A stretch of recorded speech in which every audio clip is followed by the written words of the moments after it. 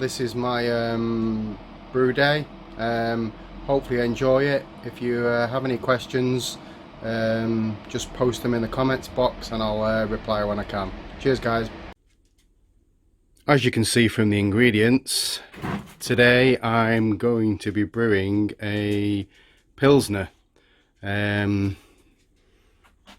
Big bag of German Pilsner malt there. And I've got various other malts and hops, some of which I'll be using and some of which I won't. I'm actually brewing a Czech hoppy Pilsner today. It's the first Pilsner that I've ever brewed. Normally I brew ales, which are obviously a lot easier. But today I'm going to try a Pilsner. So, the boiler. I've done a lot of extract brewing many years ago, and I've been wanting to get into the all grain brewing for quite a while. The grain father looks great, and you know, I thought I needed one. I didn't want a 3-vessel system.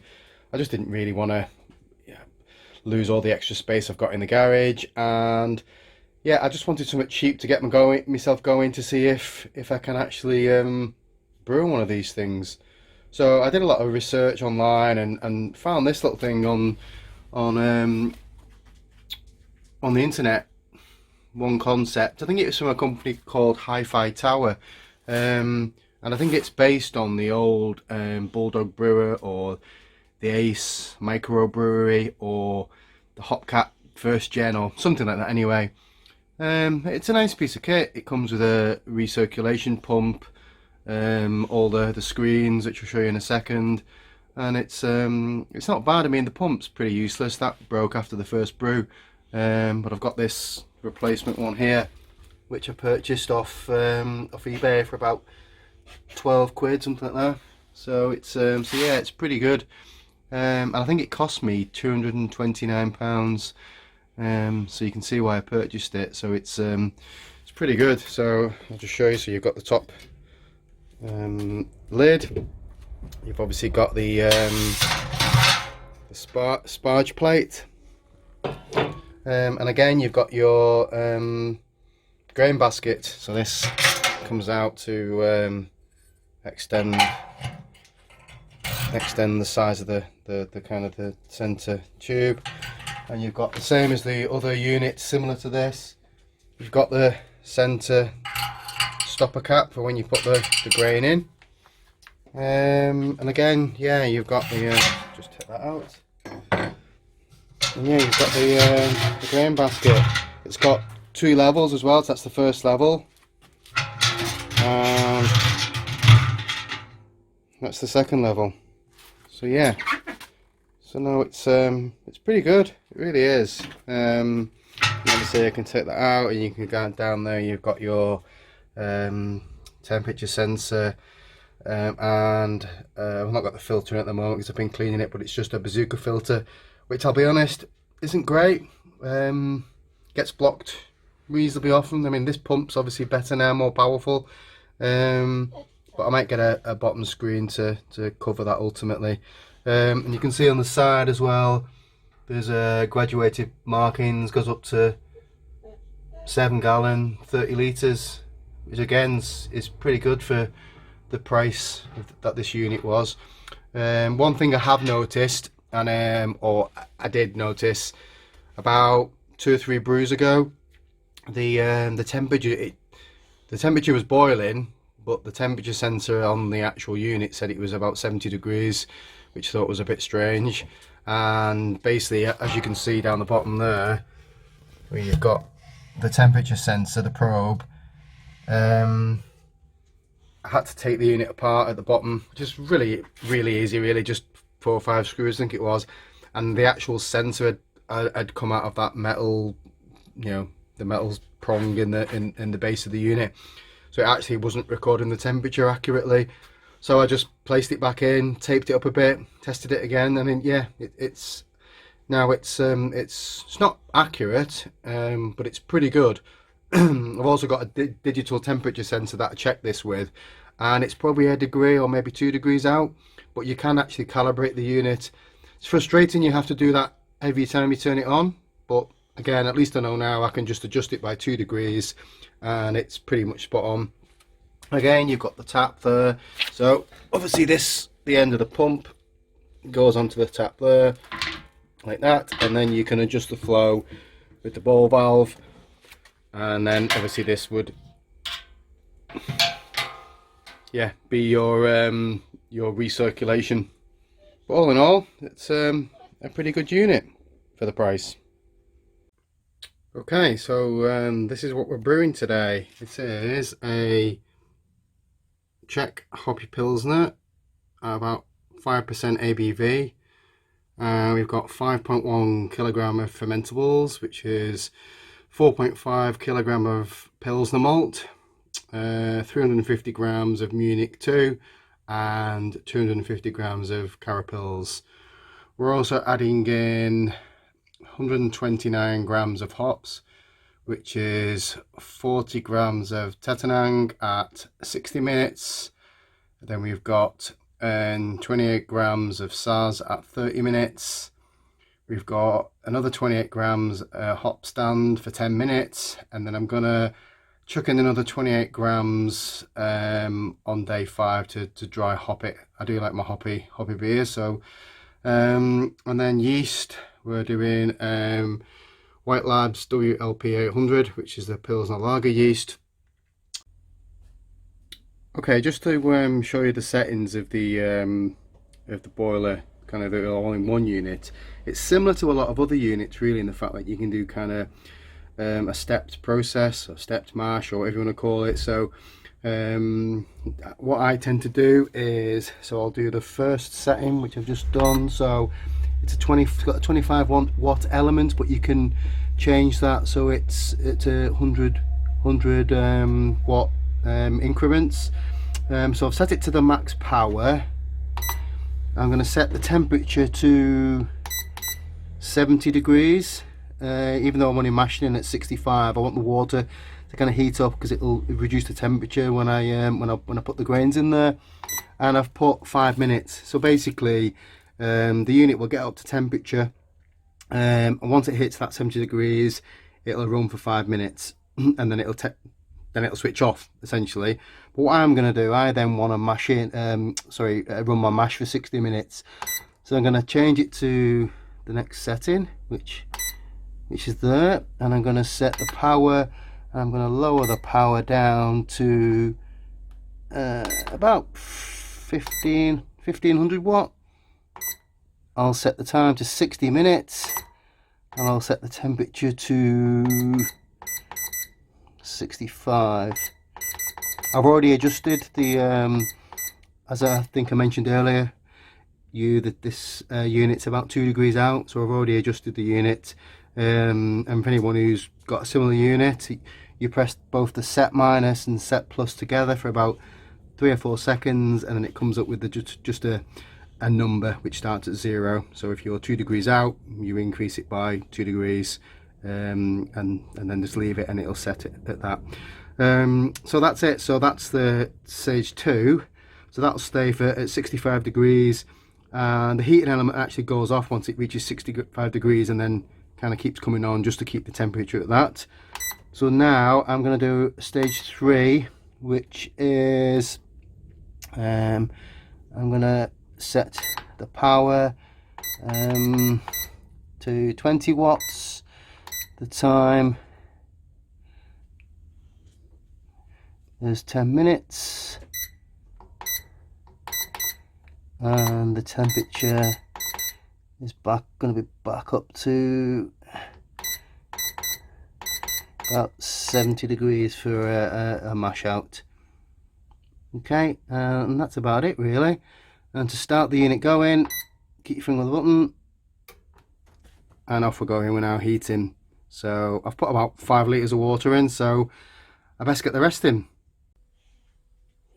Okay, so you can see we're heating now. We're up to, the timer's not started yet, so we're obviously not up to 70 degrees, we're only up to 35 degrees.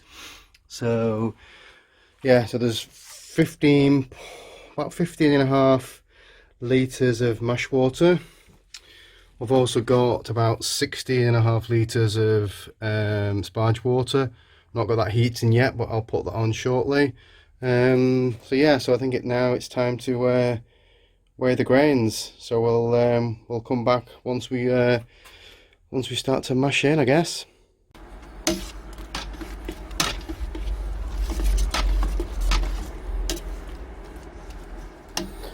Just making sure we get out any dough balls. I'll be honest, this is one of the thickest mashes I've ever had. So that alarm now means the first stage of the kind of the stepped mashing process is over, which was when we set it to initial 70 degrees to heat. So technically now what will happen is it will reduce the temperature or reduce the heat and to 65 degrees. Once it hits 65 degrees, we're then ready to start the mash. Again, one other thing I said earlier about having the starter in a bowl, really useful when you want to keep cleaning stuff mid brew. Okay, we'll come back when the mash is started and we're recirculating. So as you can see, we've now started the mash. We've got the pump running and we're just recirculating. I've put the sparge plate in just to kind of protect the grain, really, so we're not, we're not recircling just into one place, so it'll spread the water evenly across the mash. So yeah, so we'll leave that for 60 minutes and see if we get on. It's already a really reasonably nice colour. We'll just turn that down a little bit because just to don't want it going down the centre really, but in the overflow. But yeah, we'll just let that mash all the way through for 60 minutes. Okay, so we're now sparging. So then I've just kind of knocked this little. Originally I was just emptying the HLT with a jug, but that's why I put the bowl valve in there, and I've got another pump, another one of the cheap eBay pumps, and just some tubing and a little kind of John Guest kind of tap kind of fitting thing, and yeah, as you can see, it's just flowing quite nicely into there really. So it's just being lazy really, but it's rather than use the jug, I can just yeah, just leave it. So we'll start weighing some hops, and we'll come back once we've got a boil. Okay, we're up to boiling point. We've got a nice rolling boil. So hop spiders in. So I'll add the 45 grams of Tittenhang and go in. So the next addition's at 30 minutes, I think. So we'll be so yeah, we'll be back at 30 minutes. Okay, so as you can see, we're still boiling quite nicely. We should be coming up to our 30-minute hop addition soon, probably in around 30 seconds or so, which will be 28 grams of Saz hops. Sorry. Now I don't normally buy leaf hops, but unfortunately the place where I get my hops from didn't have any of the pellets for Saz, so I've got the leaf hops. So as you can see, weighed out 28 grams, and there's the 30-minute timer, so in these go.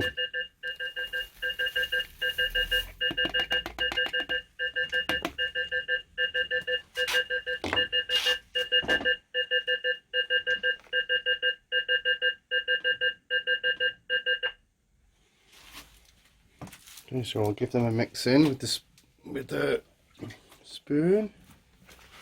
Just make sure they're all in okay.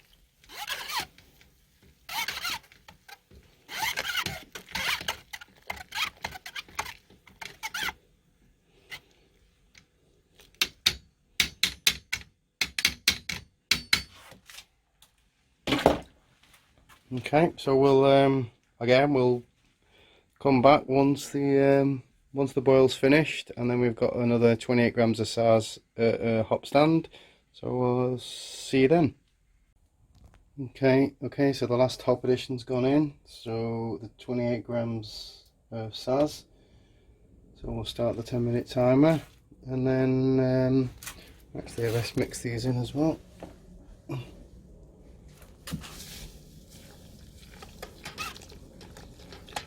Give a nice bit of aroma.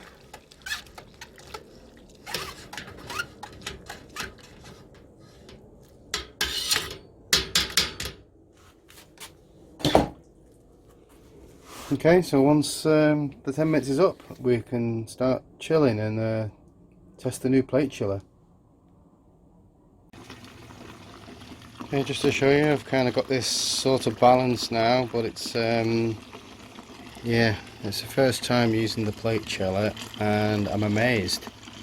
It's literally coming out at about 19.5 degrees, so it's probably saved me a good 30, 40, 50 minutes of chilling, so we'll get back shortly.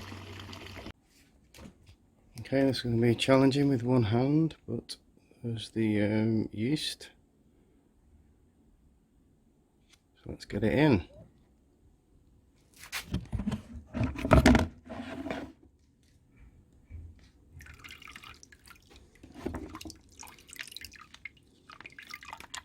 You don't need a starter for this.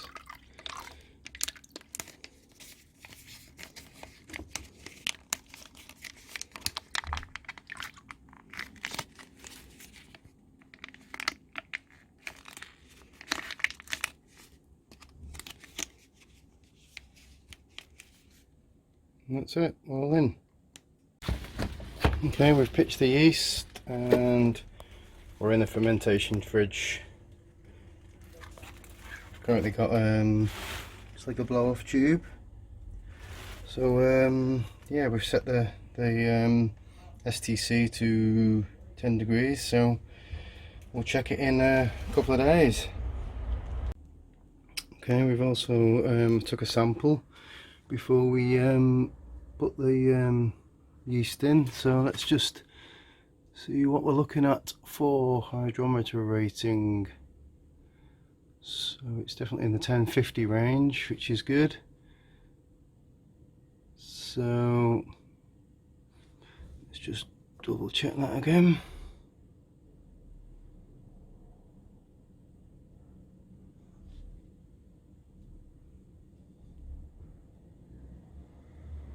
It's probably around 1052, I think, give or take. It might be a little bit better, but we'll err on the side of caution.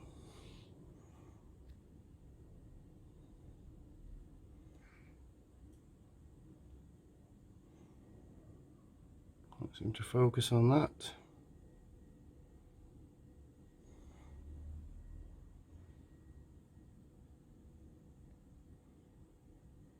There you go, probably around 1052. Which, if we check the numbers, so we're aiming for original gravity of 1049, I think it was. So we've got 1052. So as you can see, that gives us an ABV of about 5.4%, which is obviously quite good.